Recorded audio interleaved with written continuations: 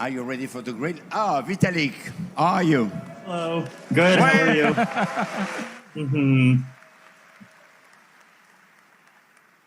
Vitalik, it's too bad that you are not in the room. We are in a room which is absolutely full, and there are people waiting outside in order to listen to you and to Cizi. You are the real stars of the day, maybe of the whole event, but no, there are a few other ones, and we will see later. You will have a great competition when it comes to stars. So we have an incredible session now, one of the most important regarding not only the future, but also the Web3, cryptocurrencies, and Cizi. I must tell you, maybe it's because of my gray hair, I don't understand at all what you have done. Can you tell us what Binance is all about? And please tell us also what Binance does really, not the bullshit that you are telling to other people. Here you tell the truth. Yeah, so thanks for having me here, and thanks for having us. And it's a great honor to be here. And so Binance, most people know Binance as a cryptocurrency exchange. So it's a place where what I describe as it's a place for people to access crypto. So people can come and buy crypto, hold crypto, use crypto to invest or do other things. Today, Binance has evolved beyond the exchange. We also have one of the most popular decentralized wallet, meaning that people can hold their own coins, Trust Wallet. We have we own CoinMarketCap, which is one of the most popular websites for people to visit to get crypto information. We have a BNB chain. We have a bunch of other things. So it's more of a crypto ecosystem now. But our biggest business is still the exchange. Can you tell us how many users you have? Yeah, so today, I think a month ago, we passed 120 million users. These are KYC trading users. So this means that there is 120 million people at least who are trading currencies, cryptocurrencies? Yes, and also to give a bit of color, a year and a half ago, at the beginning of 2021, we only had 20 million users. So 100 million So growth. it's moving quite fast. Yes, and so most of the users are still very active because they're new joiners. Yeah. I understand that you have a market share which is around 2%. It's a little bit bigger than that. Can we have an idea of the number of transactions, the market cap, what Binance represents? Sure. I think in 2021, we traded $34 trillion equivalent of crypto. Can you repeat? Yeah, so $34 trillion equivalent in crypto in 2021. This year, so far, I think we're about the same. Later on, maybe. But as cryptocurrencies are going down, so you will trade maybe more transaction with lesser value. So when there's high volatility, like yesterday, I just checked this morning because somebody asked me this morning. Yesterday, we traded 120 billion yesterday, which is quite high. On a flat day, it's like 30, 50 billion. The highest day we had so far was like close to 200 billion. So you can imagine with somebody who is trading so much money, it is, I would change, I will, No, please.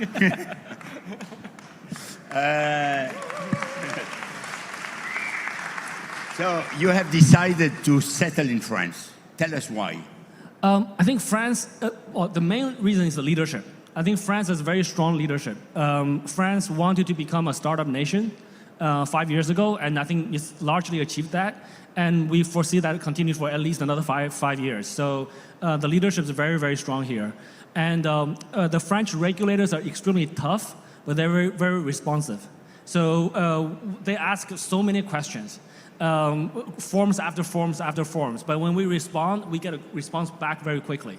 So the responsiveness of regulators is a key thing that we think are very important to us. So it's not about the toughness, it's about the responsiveness. So it's not about the wine. The wine too. Yeah, the wine here is great, the food is great, the city is fantastic. It's just so much history. so much culture. It's just a very lovely city. So yeah, so this is my base. I fly back in to get new clothes and then fly back out. We will move to Vitalik for a moment, and then we will come back and we will have the conversation all together. Vitalik, it's just incredible because I don't know if you are really 28. You look like being 18. And you have created one of the most impressive blockchain in the world and a cryptocurrency, which is the second largest in the world and keeping growing.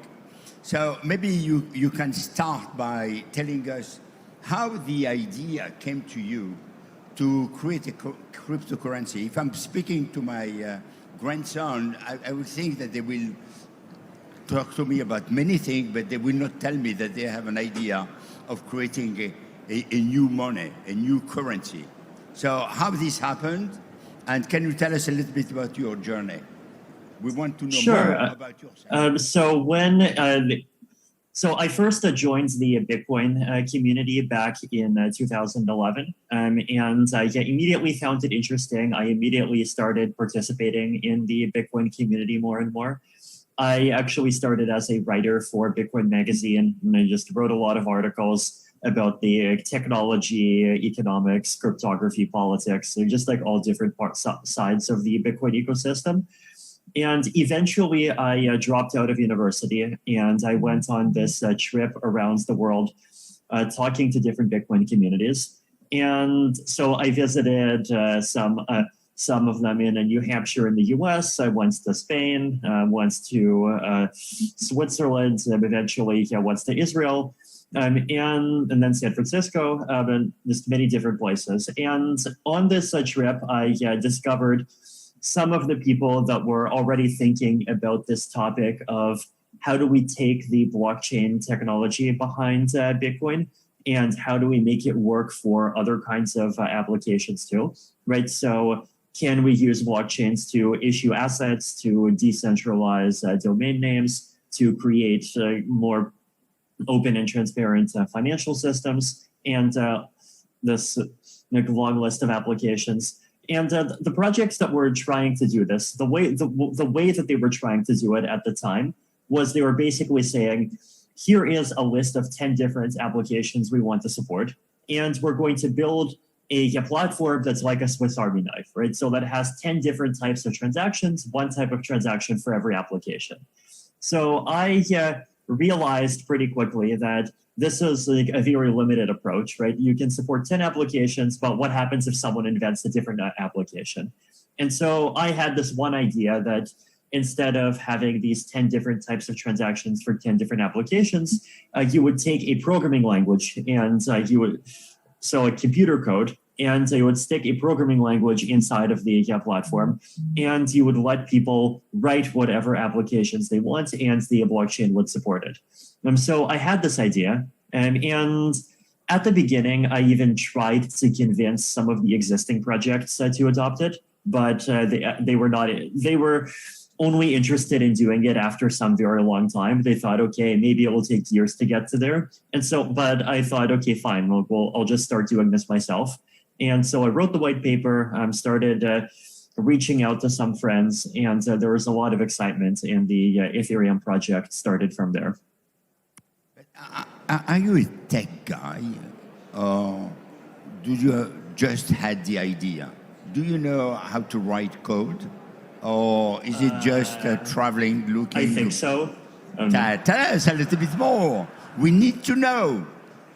I don't know. I mean, I'm sure if you go check my GitHub, there's going to be a bunch of people that tell me that'll tell me that the code sucks. But I don't know. It runs. I wrote some stuff. Vitalik, can you tell us a little bit about what Ethereum is all about? We understand it is a blockchain specific. You will tell us if you are more compatible with the climate change and the new environment rules than other blockchains. And Ethereum. Why and what is making Ethereum different from Bitcoin? Sure. So to start with the last question, so what is different between Bitcoin and Ethereum? Bitcoin is a blockchain that supports one application, right, which is being decentralized money, so medium of exchange and store of value, and focusing much more on the store of value side, I think, recently, right? Ethereum is meant more as a general purpose blockchain, so it is a blockchain that's designed to support a wide range of applications. So you can build kind of open and decentralized financial systems on top of it. You can use it to build what we call DAOs, decentralized autonomous organizations. So like organizations, companies, group communities, groups of people working together and using the blockchain to manage things like their memberships and their assets. You can have like a decentralized alternative to things like the domain name system. So like replace a lot of the infrastructure that runs the internet today with more decentralized alternatives. So basically just create more of these kind of open and transparent alternatives to just many parts of the internet as it exists today, instead of just focusing on one thing. So that is how the Ethereum vision started. The two big things that we in Ethereum are working on today, one is proof of stake and the other is scalability. So proof of stake is a consensus algorithm. It is a way that allows all of the computers in the Ethereum network to agree on like what transactions people sent, who did what in what order, like who has how many coins, and like all of these things that a blockchain needs to have consensus on. So Bitcoin and Ethereum today both use a different mechanism for this called proof of work, right? And proof of work was the earliest one. It's simple, it works, but it has this weakness that proof of work requires consuming a large amount of electricity, right? And a large amount of resources on creating a computer hardware, right? So there's people who spend billions of dollars on creating specialized computers that are optimized just for this one task of participating in the Bitcoin network. And they just consume large amounts of electricity. So it's a very expensive, very wasteful system in many ways. So proof of stake is this alternative direction that people have been thinking about, I think, since about 2012. But it can be much cheaper. It can be more secure. It has all of these like really nice properties. And Ethereum is currently in the process of fully moving over to proof of stake. So the Ethereum proof of stake chain actually already exists, right? It's called the Beacon chain. It's existed for 1.5 years. The last step of the process is shutting down the proof of work chain and moving over all of the existing Ethereum applications to the proof of stake chain. So this is the process. This is something that's called the merge. So everyone in the Ethereum community is very excited about the merge. We have done a lot of testing. One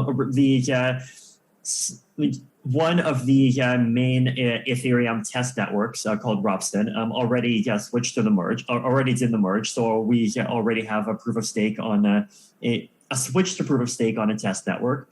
And it's expected that in a few months, the Ethereum main network will also switch. So that's one. The other big one is scalability, right? So a lot of people are concerned about blockchains, including Bitcoin, including Ethereum, including others, having high transaction fees. So you need to spend a large amount of money to send a transaction on the network. And this makes things difficult, especially for non-financial applications, right? Like if you want to send someone $10,000, then paying $8 for a transaction is okay. But if all you want to do is like create a profile on a decentralized social media network, then $8 is already going to be too expensive for most people. So trying to increase the scalability and to try to reduce the fees, make the blockchain less expensive. And so there's a lot of teams that are working on different approaches at solving this problem too. CZ, you have understood what's going on. Barely. Yeah. The first question to you, is to react to what Vitalik has said and maybe to tell us from your point of view and without creating any problem between the two of you, can you tell us if Ethereum is as voracious as Bitcoin when it comes to energy? And can you react to what Vitalik has said? I think, yeah, Ethereum is definitely more energy efficient, and it's a different type of blockchain. It's a more general purpose, turning complete language blockchain. So Vitalik is a genius in creating that. Yeah. And now, can you react on the merge and the new ideas which are developed? I think, yeah, but so basically, Ethereum Vitalik now has to, they have a very difficult job to do. They have to evolve this blockchain while carrying backward compatibility. There's many, many developers using that blockchain. So the work is very difficult. And I think, but I do have very strong confidence that the Ethereum team, under the leadership of Vitalik, will get that done. Previously, I did doubt Vitalik's, before Ethereum was launched, Vitalik came to my house in Tokyo, this is in 2015. I told him that's too big of a bite to chew, and so I didn't buy Ethereum. And then, of course, a few months later, they launched the mainnet. So, I thought the problem was very difficult, but I think the problem now is very difficult. But I think that Vitalik and his team has the capability to crack it. Vitalik, there are a lot of people who believed, and I'm part of them, that currency has to be created by government.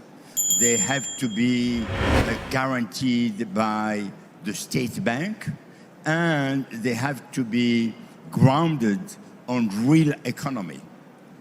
And this is something which we have been taught in schools for years, and suddenly there are currencies which are appearing, which are based on algorithm. And there is one of the consequences that we see is huge speculation, huge volatility. And my question is, how can you address the issue of volatility, and how can we make sure that this currency has a real value over time? Sure, I'll try. That's a question for both of you. Sure. I'll take a crack at it first, then. My answer is usually shorter. I think today, previously, there's many things the governments do. Previously, most of us were probably going to be slaves, and that was the norm. But I don't think we should be slaves. Today, I think there's another way to view government entities. Government should be public service providers. We call public servants. Right? So as public servants or any organization in the world, they should have income and they should have expenses, and they should be providing the service that they should provide. Governments have two types of income today. One is tax income. The other one is printing money. I don't think we need two. Most organizations should only have the income where they provide a service, they charge a fee. So tax is okay, I think, in my opinion, because we need public services.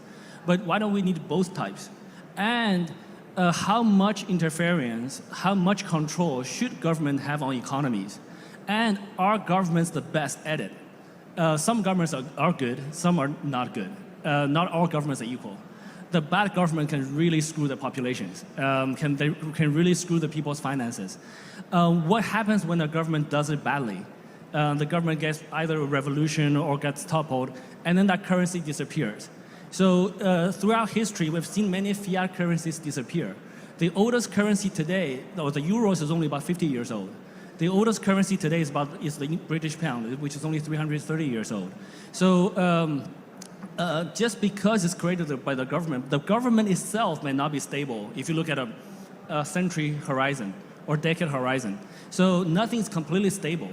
Will free economy cause more volatility? Probably yes. But is it good or bad? I'm not sure. Some volatility is good. We should let the things that should fail, and then so that it leaves opportunities for other people to grow.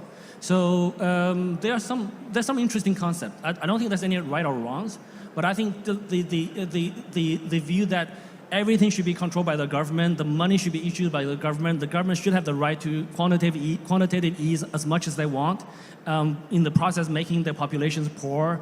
The government should have the ability to push the economy into hyperinflation. All of those things, I'm not sure how much power the government should have. I think it's a discussion, or it's like what we as a civilization is learning this process. So we're always learning. So I don't hold a black and white view. I'm not saying I'm not saying total anarchism, total libertarianism. I think we do need some rules in the government, in the society for our society to work. But overall, by and large, we need to test those limits. We need to explore if there's new things or better ways to do things. So that's kind of my view. Yeah. Vitalik, you want to react? You have probably your own answer. Yeah, I mean, I think first of all, the economy is becoming more virtual with or without crypto, right? I remember 10 years ago, there was this fun statistic that privatejet.com, the domain name, was sold for an amount of money that's more than the cost of a private jet. And I think that's only kind of the first example of many more things like that we have seen and that we are going to see, right? I think as our society enters the information age, the most important things are going to be digital in some way, and that's going to create a society and an economy that looks weird, right? And I think that's not a property of crypto. I think that's just a property of this stage of technological progress in general, no matter what form it takes. So I think part of that definitely is that we are seeing that this this function of creating these basic institutions and that our society and our economy runs on, they're not going to be only geographically limited to countries and governments anymore, right? I do think that governments continue to play an important role, but at the same time, we're also going to see many of these kinds of ecosystems that represent, digital communities that represent diverse and different groups of people from around the world. And I think there's a healthy balance that can be made between both of those kinds of systems. And I don't expect cryptocurrencies to completely take over the world, but I think they definitely have an important role to play in creating an alternative. And especially, I think having an alternative is even more important, not just for people in wealthy countries where the existing services tend to be stable, but also in many other parts of the world where there just isn't a good fiat currency that people can trust and not just destroy their savings over the next 10 years. And I think in cryptocurrency, cryptocurrencies also, right? They're not a finished product. We are seeing new ones, we are seeing better ones, and I think we have seen a lot of innovation recently in trying to create cryptocurrencies that have less volatility, that can be good, better as medium of exchange. So it's an evolving space. If I translate what both of you have told me, you are telling us that. You are telling us two things. One, currencies are far too important to let them in the hand of government. And second, you don't trust enough government and you prefer that the private sector is creating cryptocurrencies alongside the other money. I don't want to create a problem to you. I see that you are a little bit uneasy. Now, there is no police behind, so you can be sure that you will not be taken to a camp or anything of the like. You are in France. It's okay. So I think basically we want to increase the level of freedom without sacrificing the security, ease of use, and even compliance, etc. So any time in human history when we're able to increase the freedom of something without sacrificing other aspects, our civilization advances. So if you think about slavery, freedom of press, freedom of education, freedom of information, so anytime we increase the freedom, we push the civilization forward. And today, I'm not saying that government should not be involved in currencies, etc. I think they should be, but how much involvement? Can private enterprises have some involvement as well, or not? Does it have to be black and white? So can we move that spectrum a little bit? So we're exploring those options. Vitalik, you have an answer to that? Yeah, no, I think, like as I've said before, like I don't think it's about like crypto and digital stuff replacing governments. I think it's about crypto and digital stuff and governments. Like I think, as the like basically, in the in the 21st century, we're moving from a world where the rules are mostly kind of laws of physics that were set by, some kind of God in the sky in nature 13.7 billion years ago, into a world where we're living more and more inside of structures that are being created and maintained by other humans. And I think governments have an important role in shaping that world. And I also think that these different kinds of non-governmental and international structures have an important role in shaping that world as well. To be honest, I believe that creating alternative is a very good thing. And I believe also that the world has changed so dramatically in the last 20 years that it's good to shake up a little bit the system. So on that front, I'm completely aligned with you. Cici, you have created a blockchain, which is BNB. How different it is from the blockchain of Vitalik and the other ones? Is it a competition that you are opening? I don't think it's in competition at all, but it is quite similar. We took Ethereum, copied the protocol. No, actually, I didn't do that. Our team did that. We sponsored them. We supported them. We took Ethereum. Well, we took Ethereum and made it more scalable and made it POS. So the two things that Vitalik was mentioning before. But the two blockchains are different even today. So today we see a lot of high value items being traded on the Ethereum blockchain. Whereas the retail items, the items that are really, really cheap, the items that are like $10, people don't want to pay our $10 fee. So we see a lot more of those smaller transactions on the BNB chain. I actually don't know how much source code those guys took, but I think they made the protocol compatible in terms of the smart contract design. It's Solidity compatible. But today, I don't view that as competition. We still support Ethereum very, very heavily. And Binance have multiple products in the ecosystem that may or may not have competitions, what people call competitions with other products. But any one of our products will support the entire ecosystem. So on the Binance exchange, we support Ethereum tokens very, very heavily. We also support BNB chain. On the wallet, we support Ethereum, obviously. On the BNB chain, we work with multiple centralized exchanges trying to list in different places. So it's a multi-to-multi network relationship. I don't think it's a pure competition. We just say, look, let's encourage as many innovation as possible. There's some copying here and there, but let's encourage that and let's see how the industry develops. But Vitalik may have a different opinion, I don't know. We are entering in a new world with Web3. And Web3 is based mainly on blockchain, NFTs, Metaverse. So you are, both of you, at the forefront of Web3. First, can you define what could be the role of Binance and Ethereum in the world of Web3? Okay, I'll take a crack first. I think Ethereum pioneered the NFT token, the ERC, which 714 design. 721. 741, yeah. Thank you.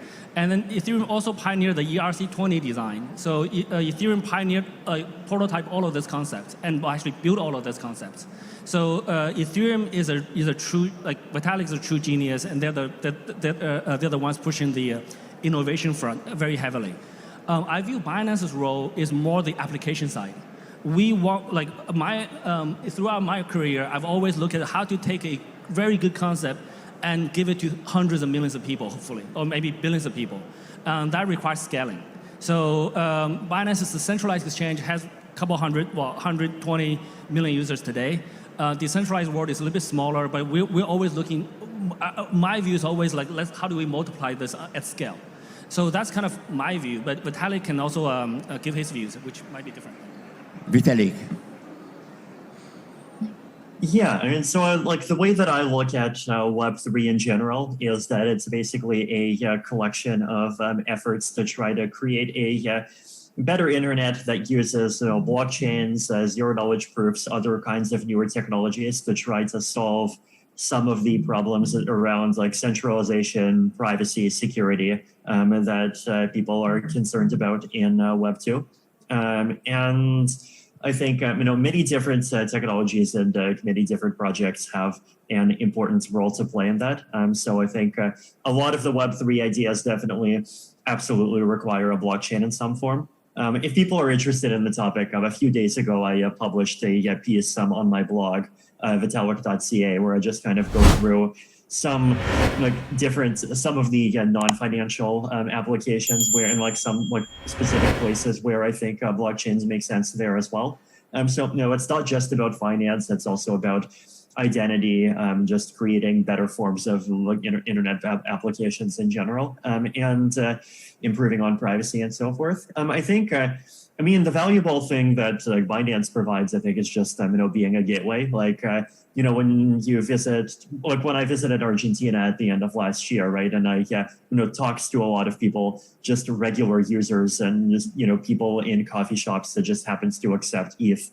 A lot of them, they just have Binance accounts, and like that just is their gateway for getting assets and interacting with the world. So I think that's those kinds of gateways always have an important function to play. One of the greatest advantage of Web3 is that it will be a formidable tool for the decentralized economy. And everything which is currently centralized may explode tomorrow. So what is your view of the future of decentralized economy? And I have the same question to Vitalik. Sure. So my view is Web2 really decentralized information. So with the internet's function is really a better way to transfer information, and that has completely changed the way we live, we interact, we communicate, etc. Web3, in my view, is going to change the way we transact value. So it's going to change how we invest, how we raise money, how we do transactions, how we do business globally. Business is going to be much more global, much more without borders, and much more decentralized, but at the same time also more global, right? So there will be more participants in the ecosystem. I think we will see much more startups. Now raising money for startups using blockchains much easier than before. So I think this is a more of a fundamental changes on how we do business, how we structure business models. Vitalik, what do you think? I think, yeah, and I think like to me, the finance is definitely a big part of it, but also I do think that there are things that can be improved in the internet in terms of things like reducing the level of infringement of privacy, the level of centralization, the level of kind of all these other issues in the internet that go beyond finance as well. And I think the blockchain space has a lot to contribute in those areas as well. Vitalik, CZ, you are shaping the future. You are really not only pioneering the future, but shaping it. And I think that you will be the people who will shape the way we will be buying, working, and shopping. I would like to thank you very warmly. A rouse of applause to our friend. Thank you so much. Yeah. Bravo. Thank you. Thank you. Yeah. Thank you so much. Yeah. Thank you.